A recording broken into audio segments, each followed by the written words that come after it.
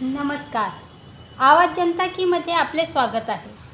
नागपूर शहरात सार्वजनिक गणेश मंडळातर्फे प्रत्येक मंडळातल्या किमान 10 पदाधिकारी यांनी रक्तदान केले तर 10,000पेक्षा अधिक युनिट रक्त जमा होऊन ते गरजूंसाठी उपलब्ध होईल.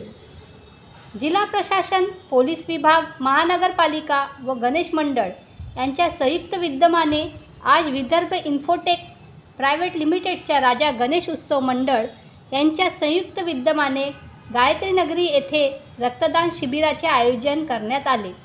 या शिबिरात जिल्हा अधिकारी डॉक्टर विपिन इटनकर, पोलीस आयुक्त डॉक्टर रवींद्र कुमार सिंगल, मनपा आयुक्त डॉक्टर अभिजित चौधरी, अतिरिक्त आयुक्त आचल गोयल, VIPLचे श्रेयस उगेमुगे यांनी रक्तदान करून इतरांसाठी व कृतिशील संदेश दिला.